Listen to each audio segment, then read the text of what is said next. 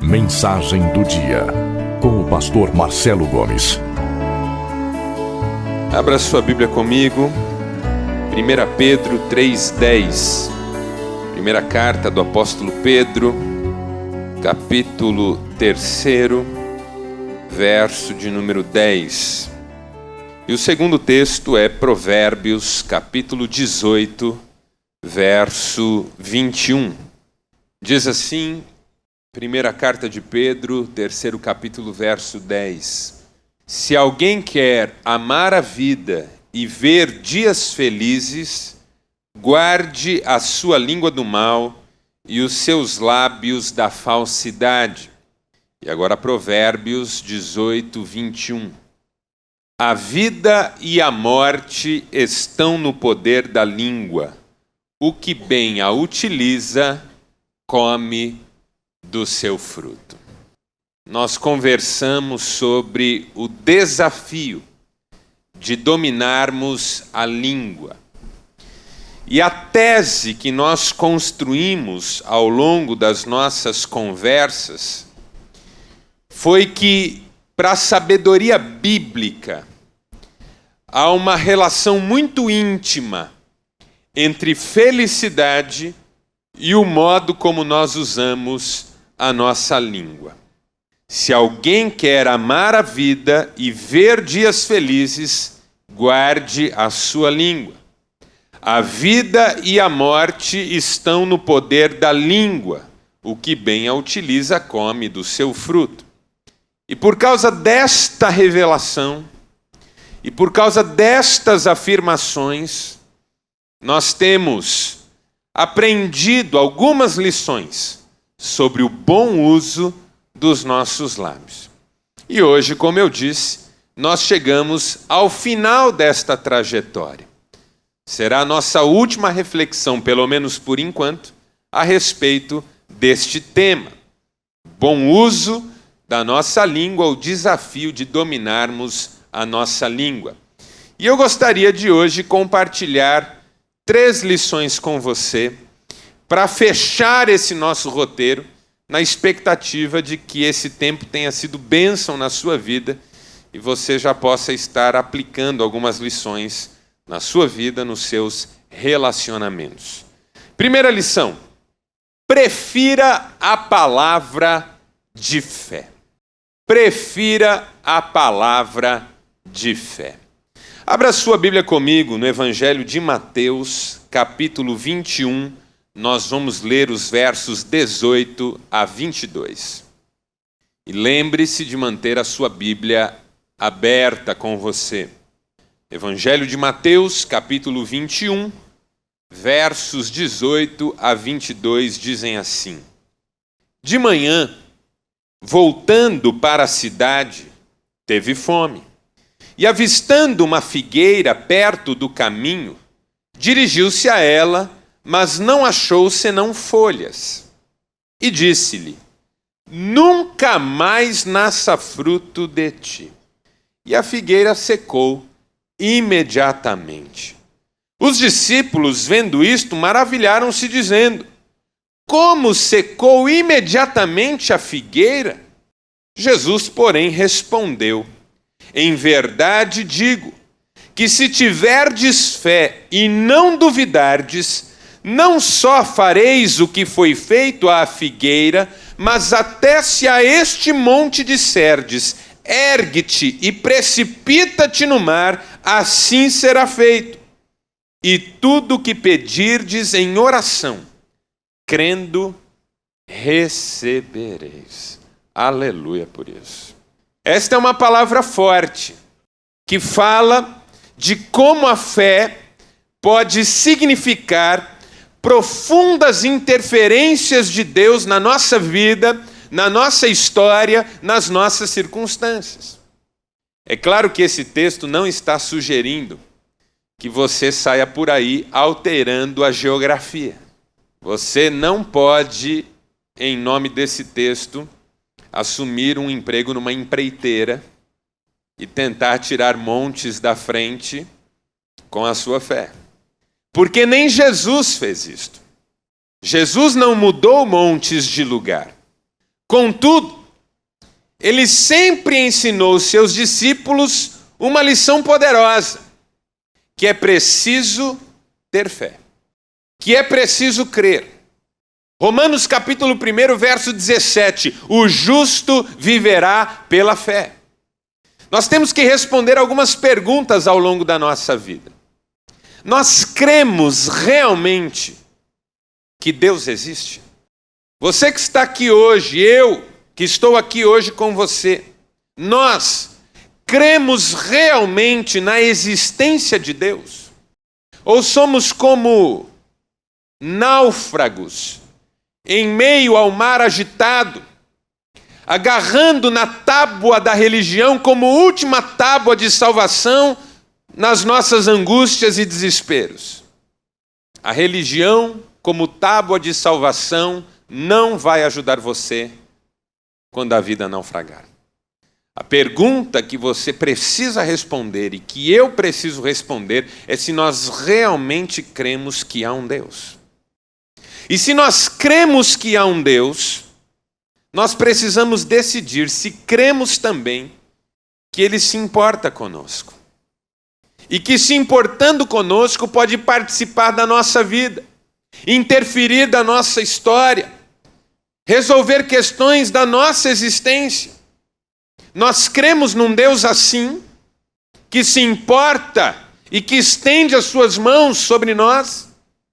E se nós cremos nisso, nós cremos que esse Deus é poderoso para fazer infinitamente mais do que tudo o que pedimos ou pensamos, ou será um Deus limitado? Porque essas respostas precisam determinar o modo como nós vamos viver a nossa vida. O autor da carta aos Hebreus diz duas coisas sobre a fé, no capítulo 11 da sua carta, que precisam encontrar lugar no nosso peito.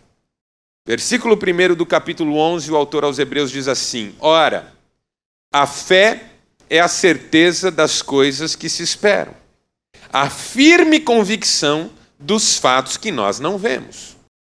Eu não vejo Deus, mas eu creio que Ele existe. E eu creio que Ele é poderoso. E eu creio que Ele pode mudar a minha vida. No versículo 6 do mesmo capítulo, o autor diz assim: ora, sem fé é impossível agradar a Deus, porque é necessário que aqueles que se aproximam de Deus creiam que Ele existe e que se torna galardoador, abençoador, presenteador daqueles que o buscam. Fé. Eu creio realmente em tudo isso? Porque se eu creio realmente em tudo isso, essa fé precisa orientar toda a minha existência. E essa fé precisa inundar não só a minha vida, mas também as minhas palavras. Porque a boca fala do que o coração está cheio. Então as minhas palavras precisam ser palavras de fé. Jesus disse uma palavra de fé diante daquela figueira. Porque ele sabia que Deus tem poder para interferir no mundo natural e fazer coisas inacreditáveis aos olhos humanos. Não é que Jesus tinha uma crise em relação à figueira, ou que por ter fome não aceitava não como resposta. É preciso destacar e deixar claro aqui que Jesus amaldiçoou essa figueira no momento mais importante da sua relação com Jerusalém, que ele vai amaldiçoar na sequência. Porque quando Jesus entra em Jerusalém, a experiência que ele tem com o povo e que ele deixa clara ali, é que o povo de Deus, assim como a figueira do caminho, não tem frutos a apresentar. E um povo que se chama povo de Deus, mas não tem frutos a apresentar, não pode mais desfrutar do status de povo de Deus. Não fostes vós que escolhestes a mim. Eu vos escolhi a vós, e vos designei para que vades e deis fruto, e o vosso fruto permaneça. Quando Jesus procura fruto na figueira, ele está simbolizando com essa ação a sede que Deus tem de fruto na vida do seu povo. E segundo os estudiosos desse texto, Jesus sabia que aquele dia, naquele período, não era estação de figos. Jesus procurou figos numa figueira que não tinha obrigação de dar figos, porque não era estação de figos. E é aí que a lição fica ainda mais impressionante. Porque Jesus está sugerindo que os discípulos têm que dar fruto em qualquer tempo. Porque os discípulos não vivem de acordo com as regras naturais. Os discípulos vivem no sobrenatural de Deus. O mundo natural diz, não é época. O mundo natural diz, não é assim que funciona. O mundo natural diz, você tem que entender limitações. Mas o mundo sobrenatural diz, creia e coisas maravilhosas vão acontecer na sua vida e através dela. Por isso que a aplicação que Jesus dá desse ensino para os discípulos é maravilhosa. Vocês estão impressionados com o fato de eu ter dito uma palavra de fé para a figueira e ela ter incorporado essa palavra de fé? Pois eu digo a vocês que se vocês crerem, vocês mudarão montanhas de lugar. E tudo que vocês pedirem em oração, crendo, receberão. Meu justo viverá pela fé. Se a fé inunda o nosso coração, ela também será expressada em todas as nossas palavras. Nós precisamos falar palavras de fé. Palavras que considerem que Deus tem poder para alterar as circunstâncias. Palavras que considerem que Deus está no controle de todas as coisas. Não podemos usar os nossos lábios para ficar propagando palavras de desespero. Se o meu coração está cheio de fé, por que as minhas palavras são de desespero, de desânimo, de incredulidade muitas vezes? Não vai dar certo. Deus não me ama. Comigo é sempre assim. Veja, eu não quero aqui sugerir em hipótese alguma que as suas palavras têm poder para produzir o que você fala, ok? Eu estou dizendo aqui que Deus tem poder para produzir o que precisa ser produzido. Não são as minhas palavras que têm poder, o meu Deus tem poder. Mas as minhas palavras precisam ser um testemunho do que eu acredito. Eu não posso dizer que creio em algo e com a minha boca declarar outras coisas. Não quer dizer que eu vou ficar usando os meus lábios para o tempo inteiro ficar dizendo que as coisas vão dar certo para mim, sobretudo do jeito que eu quero que elas deem certo para mim, porque isso também é desespero. O teólogo alemão Jürgen Moltmann, no livro Teologia da Esperança, diz que há dois tipos de desespero.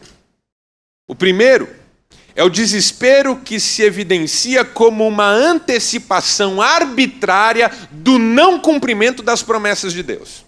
É o desespero que diz não vai dar. Mas o segundo, ele diz, é o desespero que significa uma antecipação arbitrária do cumprimento das promessas de Deus. Tem que dar certo. Não, Deus há de me ouvir. Deus é pai, não é padrasto. É igualmente desespero. Melhor texto que ilustra o que eu estou tentando te dizer, sem dúvida nenhuma. Capítulo 3 do livro do profeta Daniel. Quando os jovens amigos de Daniel, Sadraque, Mesaque e Abdenego, são ameaçados pelo rei Nabucodonosor de serem lançados na fornalha sobremaneira acesa. Nabucodonosor havia construído uma imagem e ordenado que todos se prostrassem. Alguém foi avisá-lo que os jovens amigos de Daniel não se prostraram. Como se tratava dos jovens amigos de Daniel, em relação a quem o rei tinha um carinho muito grande, ele decidiu dar uma outra chance, mas não sem ameaçá-los muito. O rei chamou-os na sua presença e disse: eu vou dar outra chance para vocês. E quando tocar a música, vocês vão se prostrar diante da imagem que eu criei. Porque se vocês não se prostrarem diante da imagem que eu criei, eu vou lançar vocês na fornalha sobremaneira acesa e eu quero ver quem é o Deus que vai livrar vocês das minhas mãos. Nesse momento eu ali estaria chorando.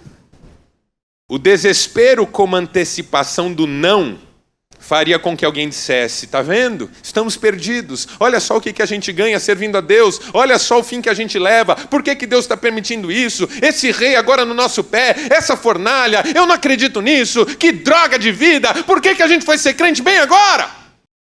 O desespero como antecipação do sim faria alguém dizer assim: não, Deus vai nos livrar, imagina, esse rei está louco, não vai acontecer nada não, fica tranquilo, Abednego não chora, vai dar tudo certo, Deus é pai, não é padrasto. Mas a fé daqueles jovens levou-os a dizer algo que eu quero que esteja na minha boca quando a hora difícil chegar. Um deles olhou para Nabucodonosor e a Bíblia diz que o rosto do rei estava transfigurado. E disse assim: sobre esta questão, não precisamos responder a ti, ó rei. Fica sabendo que se o nosso Deus, a quem nós servimos, quiser nos livrar, Ele nos livrará. E se Ele não quiser nos livrar, fica sabendo que nós não nos prostraremos diante da tua imagem. Isso é fé. Não importa o desfecho dessa história, o Deus a quem nós servimos está no controle de todas as coisas. O rei Nabucodonosor se irou absurdamente, mandou que a fornalha fosse intensificada, amarrou os 3 jovens e jogou-os dentro da fornalha. De repente ele perguntou: não lançamos nós 3 jovens atados dentro da fornalha? Alguém disse sim. Então por que eu vejo 4 soltos andando e o 4º é semelhante ao Filho de Deus? Deus está com você, mesmo quando você é jogado na fornalha. O Senhor é o meu pastor, nada me faltará. Me fazer pousar em pastos verdes, guia-me às águas tranquilas, refrigera minha alma. Guia-me pelas veredas da justiça por amor do seu nome. E ainda que eu ande,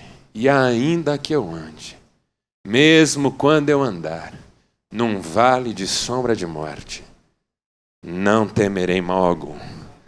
Tu estás comigo, a tua vara e o teu cajado me consolam. Fé significa que diante da hora difícil eu posso declarar que Deus está no controle, que Deus é bom e que Deus tem os seus planos na minha vida. Palavras de fé, declarações da verdade de Deus, que nós dizemos, porque se nós cremos, nós falamos. Abra sua Bíblia comigo, na 2ª carta do apóstolo Paulo aos Coríntios, capítulo 4. 2 Coríntios capítulo 4, versos 13 e 14. Veja só como Paulo entendeu essa verdade e a expressou de modo tão simples nesses versos. 2 Coríntios 4, 13. Está escrito: eu criei e por isso falei. Com esse mesmo espírito de fé, nós também cremos e por isso falamos. Porque sabemos que aquele que ressuscitou o Senhor Jesus dentre os mortos, também nos ressuscitará com Jesus e nos apresentará com vocês. É isso que nós cremos, é isso que nós falamos. Não falamos o contrário do que cremos. Cremos e falamos. Falamos para que os outros saibam que nós cremos. Falamos para que Deus queira eles creiam conosco. Porque quando eu falo palavras de fé, as pessoas que me ouvem são abençoadas por essa fé. A Bíblia diz que a fé vem pelo ouvir, e o ouvir da palavra. Eu falo palavras de fé e pessoas que convivem comigo são abençoadas. É um testemunho. Que testemunho eu dou quando digo palavras de incredulidade e desespero? Agora, não é só com quem me ouve que eu falo. Eu também falo palavras de fé para falar comigo mesmo. Abra comigo no Salmo 42, verso 11. Veja que texto lindo esse. Salmo 42, 11. Texto lindíssimo também. Todo o Salmo 42, inclusive o 43, repete este verso. Por que você está assim tão triste, ó minha alma? Por que está assim tão perturbada dentro de mim? Ponha a sua esperança em Deus, pois ainda o louvarei. Ele é o meu Salvador e o meu Deus. Veja, uma palavra de fé lançada no terreno do próprio coração. Alguém já disse que uma das tragédias da vida é que o nosso coração fala muito conosco e nós falamos pouco com o nosso coração. O coração é enganoso. A Bíblia diz que ele é absolutamente corrupto. Quem o conhecerá? O coração fala. Coração diz, ninguém liga para você. Olha aí, mais uma prova de que você está sozinho nessa vida. Coração fala. Não vale a pena. Deixe tudo para lá. Quem mandou ser crente a vida inteira, olha aí o que acontece, a paga que você recebe. Isso é o coração falando conosco. Mas pela fé nós falamos ao nosso coração, por que você está assim abatido?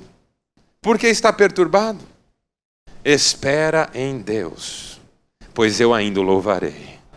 Ele é o meu Deus e o meu Salvador. Aleluia. Palavras de fé. Prefira as palavras de fé. Testemunhe para si mesmo.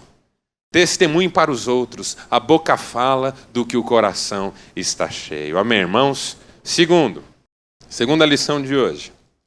Prefira a palavra de gratidão. Prefira a palavra de gratidão. Abra sua Bíblia comigo na primeira carta do apóstolo Paulo aos Tessalonicenses. 1 Tessalonicenses, 5º capítulo, verso 18. Versículo fundamental. Fundamental. 1 Tessalonicenses 5,18 diz assim: deem graças em todas as circunstâncias, pois esta é a vontade de Deus para vocês em Cristo Jesus. Talvez a versão que você tem aí no seu colo diga: em tudo dai graças. Em tudo dai graças. Há muitos anos, uma das primeiras vezes que eu estava lendo a Bíblia completa, eu me deparei com este versículo e veio uma dúvida ao meu coração. Por que exatamente Paulo está dizendo que a vontade de Deus é esta? Eu sempre pensei na vontade de Deus de um modo mais abrangente, mais complexo. Deus tem muitas vontades. Quer que eu ande na linha, quer que eu ame o meu próximo, quer que eu faça as coisas certas, quer que eu o adore, quer que eu contribua, quer que eu seja generoso, solidário. Então, quando eu penso na vontade de Deus para mim, eu penso em muitas coisas, em muitas implicações, em muitos desdobramentos. Quando eu li esse versículo, não me fez sentido num primeiro momento. Então eu orei para que Deus me desse revelação sobre ele. Eu entendi que a vontade de Deus não tem nada a ver com ele, porque ele não precisa de nada. O que é que Deus quer que de fato ele precise? Quando eu penso em vontade de Deus, daquilo que ele quer para mim, eu não posso imaginar que aquilo que ele quer para mim trará algum benefício para ele em algum momento ou de alguma forma. Deus não precisa de nada. Deus não carece de nada. Ele é Deus. O que é que eu posso fazer, mesmo em obediência a ele, que agregará valor à vida dele como Deus? Absolutamente nada. Deus tem me abençoado. O que é que eu posso dar a ele para pagar isso? Deus tem me dado tantas coisas boas, com o que eu posso retribuir? A pergunta que Davi faz naquele momento de ofertório do povo: quem sou eu e quem é o meu povo para darmos alguma coisa a Deus? Eu comecei a entender o mistério da graça, favor imerecido. Tudo que Deus me dá é de graça, porque eu não tenho como pagar, eu não tenho como retribuir. Então, quando eu entendi vontade como desejo, o que é que Deus quer? Uma vez que não há nada que eu possa lhe oferecer que lhe renda alguma coisa. Aí me veio a resposta. Deus quer que você seja agradecido, irmão. Porque se você não pode pagar o que você tem recebido, se você não pode retribuir o que você tem ganho, então, por favor, seja grato. Por favor, seja grato. Agradeça a Deus. Porque se eu e você somos beneficiários da graça, tudo que eu e você podemos fazer é agradecer. Seja agradecido em tudo. Por quê? Porque se eu sou beneficiário da graça e tudo que Deus faz por mim é graça e eu não posso retribuir absolutamente nada, então eu também não tenho direito de selecionar aquilo pelo que eu vou agradecer e aquilo pelo que eu não vou agradecer. É em tudo que eu dou graças, em todas as circunstâncias. Porque uma pessoa que escolhe o que vai agradecer e o que não vai, não é agradecida. Ela não se considera vivendo sob graça. Ela se considera vivendo sob benefícios daquilo que lhe interessa. Mas eu e você vivemos debaixo da graça do nosso Deus e agradecemos em tudo. Foi a mesma sensação que eu tive quando li pela primeira vez Lamentações de Jeremias, capítulo 3, verso 22. Lamentações de Jeremias, capítulo 3, verso 22.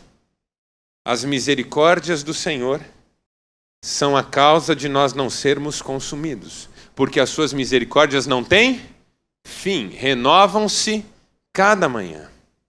Eu, e talvez você, temos uma noção de misericórdia como aquilo em Deus que faz com que Ele nos devolva ao patamar aceitável da vida quando nós descemos para baixo desse patamar. Eu vou explicar. Você tem uma noção do que é um patamar aceitável do ponto de vista da saúde, por exemplo. Se você fica gripado, a não ser que você seja doente mental, você não entra em crise. Você está gripado. Agora, se você descobre que a gripe é dengue, aí você já fica um pouco mais chateado. Mas se você recebe um diagnóstico de câncer, principalmente numa fase em que os médicos não têm muito o que fazer por você, aí você já sente que em relação a um patamar aceitável você desceu muito abaixo. Então você clama que Deus tenha misericórdia da sua vida. E na sua mente, na minha mente, Deus ter misericórdia de você é te devolver ao patamar aceitável. Vida financeira, por exemplo. Cada um tem o patamar aceitável, uns mais baixos, outros mais altos. Aí vem a hora difícil, do desemprego, da falta de dinheiro, as dívidas. De repente vira uma bola de neve. Banco estourado, conta estourada, dívida para cunhado, que é o pior dos mundos. E você diz, Senhor, tem misericórdia de mim. Na sua mente, na minha mente, você está dizendo, Senhor, devolve-me aquela condição mínima. Mas Jeremias não pensa assim. Jeremias diz que as misericórdias do Senhor não são a causa de você voltar ao patamar adequado. As misericórdias do Senhor são a causa de você não morrer. Deus é misericordioso não porque você vive uma vida adequada, mas só pelo fato de você estar vivo. Por isso o Salmo diz, todo ser que respira, louve ao Senhor. Irmão, irmã, você está vivo respirando, está no lucro. Diga para a pessoa que está do seu lado, está no lucro, irmão. Você está no lucro. Isso é graça na sua vida. Porque se Deus não tivesse misericórdia... Quando alguém me pergunta, pastor, por que Deus não está tendo misericórdia de mim? Meu irmão, se Deus não tivesse misericórdia de você, você estava morto e no inferno. Eu não estou bravo. Nem eu estou gostando dessa mensagem. Mas é verdade bíblica. É verdade bíblica para o nosso coração. Por isso eu preciso ser grato.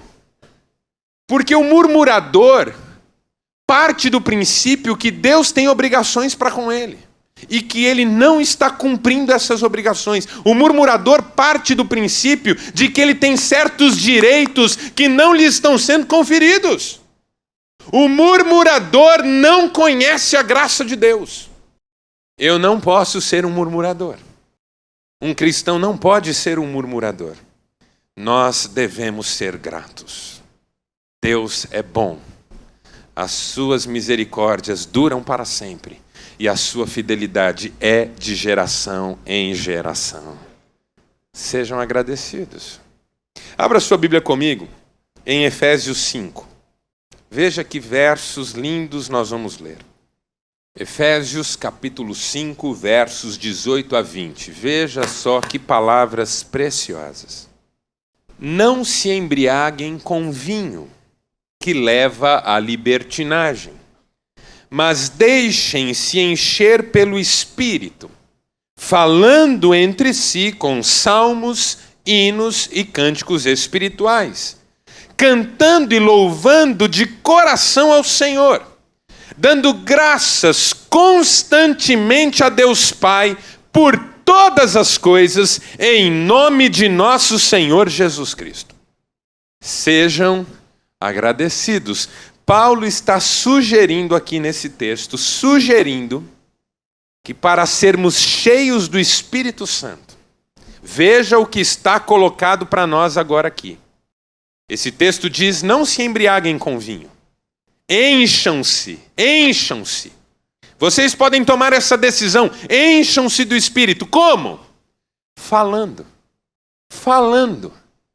Encham-se do Espírito, irmãos. Como, pastor? Falando entre vocês mesmos, com salmos, hinos, cânticos espirituais, louvando e cantando a Deus em todo tempo de coração, dando sempre graças a Deus. Uma pessoa grata está no caminho de ser cheia do Espírito Santo. É isso que Paulo está sugerindo para nós hoje aqui. Seja agradecido. Em nome de Jesus, seja agradecido.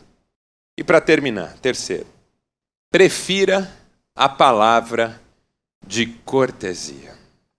Prefira a palavra de cortesia. Primeiro, prefira a palavra de fé. Segundo, prefira a palavra de gratidão. E terceiro, prefira a palavra de cortesia. 2 textos eu quero ler com você. Primeiro, Provérbios 16, 24. Abra comigo. Provérbios 16, 24 diz assim: as palavras agradáveis são como um favo de mel. São doces para a alma e trazem cura para os ossos. Algumas versões dizem: são doces para o paladar e remédio ou medicina para o corpo. Palavras agradáveis são como um favo de mel, doces para a vida física, doces para o paladar, doces para a alma, na verdade, e cura para o corpo. Remédio para o corpo. Uma palavra boa pode curar alguém. Palavras agradáveis. Agora o outro texto. Colossenses 4:6. Colossenses 4:6. Diz assim o apóstolo Paulo: o seu falar seja sempre agradável, temperado com sal, para que saibam como responder a cada um. Por que é que alguém tempera uma comida com sal? Não é para realçar o sabor da comida? Qual é a diferença entre comer uma comida sem sal e uma comida com sal? Você decide comer uma salada, seu médico mandou. Você pode comê-la sem tempero, você pode comê-la com tempero. Com tempero ela será mais gostosa. Eu não posso comer salada porque eu sou intolerante à verdura. É um diagnóstico que eu tive num exame que eu fiz. Um autoexame. Uma carne. Uma coisa é sem sal, outra coisa é com sal. Peixe. Quando eu como uma comida sem sal, as propriedades dessa comida continuam valendo para o meu corpo. Mas o tempero fará com que essa comida seja ainda mais prazerosa para o meu paladar. Eu louvo a Deus porque eu creio num Deus que não se preocupa apenas com o que é útil para mim. Ele também se preocupa com aquilo que dá prazer. Deus criou você e deu para você a bênção de um dia poder viver uma relação sexual com a mulher que Ele fez para você. Mas essa relação não é só para procriação, ela traz prazer. É uma bênção, é gostosa. Deus pôs muitos pontos de prazer no seu corpo, para você desfrutar disso com alegria. Deus fez a comida para o seu corpo, mas Ele te deu o paladar, para você saborear a comida, desfrutar dela e poder dizer: que delícia! Deus fez a água porque a água é útil para a vida, mas ele fez a água linda. Cachoeiras maravilhosas, cenários paradisíacos, para que os seus olhos fiquem encantados, fascinados.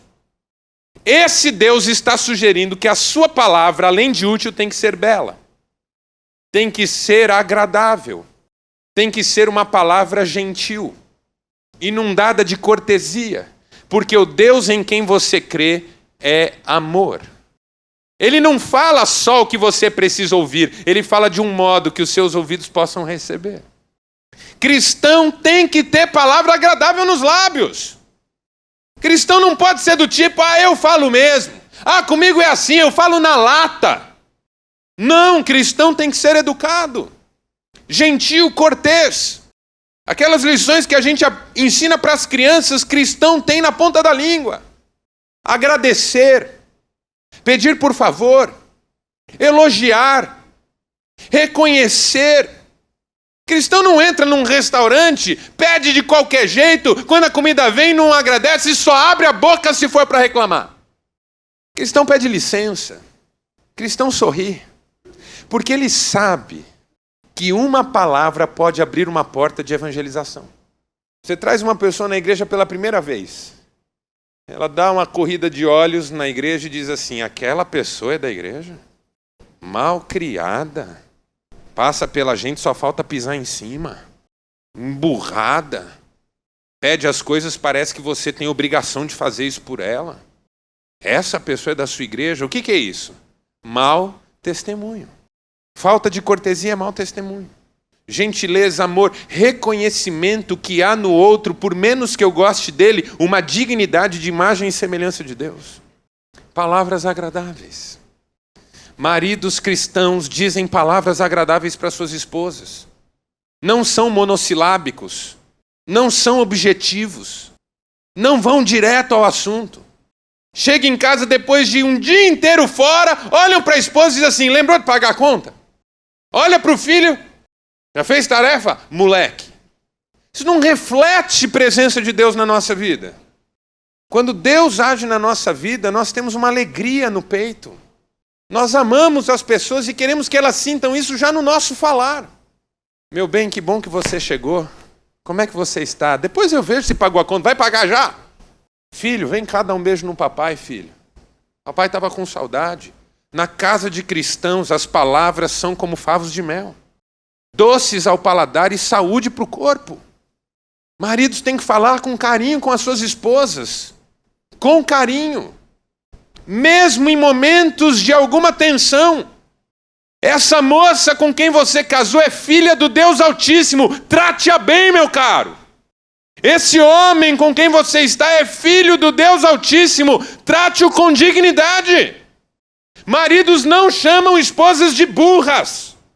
Cristãos não. Palavras agradáveis. Porque eu quero que as minhas palavras reflitam o Deus amor em quem eu creio. Ele é o meu Deus, Ele não me humilha. Ele não me apequena. Ele me trata com amor. Que os nossos lares sejam recheados de palavras de amor. Eu prefiro não falar nada, eu entro quieto e já vou pro meu quarto, porque eu sei que se eu abrir a boca, tá errado, irmão. Comece a pedir pro Espírito Santo mudar você. Tem que ter palavra boa no seu lábio, tem que ter. Não fala comigo que hoje eu não tô legal. Morre. Mas se abrir a boca, eu fale uma palavra boa. Porque Deus é bom. Oh Deus, podia ter passado sem essa, né? Gentileza. Que bom quando alguém com quem você convive, às vezes na venda de frutas. Que bom quando alguém com quem você convive na padaria diz assim, você é de alguma igreja? Você diz, eu sou. Por quê? Porque você é uma pessoa tão diferente, educada, sempre que você vem aqui trata a gente tão bem. Eu creio num cristianismo leve, que faz com que a gente ame a vida. Porque se alguém quer amar a vida e ver dias felizes, guarde a sua língua. Que delícia que é ser cristão. Que bênção, o nosso nome escrito no livro da vida. Por isso o salmista, no Salmo 19, termina dizendo, sejam agradáveis as palavras da minha boca e o meditar do meu coração perante a tua face, ó Senhor, rocha minha e redentor meu. Feche seus olhos, nós vamos orar. Senhor Deus, nosso Pai, nós louvamos o Teu nome por mais um dia que o Senhor nos deu e pelo privilégio de chegarmos ao final desse dia frente a frente com a Tua Palavra. Tua Palavra é viva, é rica, é poderosa, transformadora, toca mesmo os nossos corações. E o nosso desejo é o de vivermos de acordo com a Tua Palavra, andando nos Teus caminhos, glorificando o Teu nome. Deus, que cada um dos princípios que hoje ouvimos pela Tua Palavra fiquem gravados no nosso coração. Que os ensinamentos que ouvimos possam dar fruto através da nossa vida e que em tudo nós obedeçamos ao Senhor e adoremos ao Senhor com a nossa vida. Fica conosco, Pai. Dá-nos uma noite agradável. Abençoa as nossas vidas, os nossos lares. É o que nós te pedimos em nome de Jesus. Amém.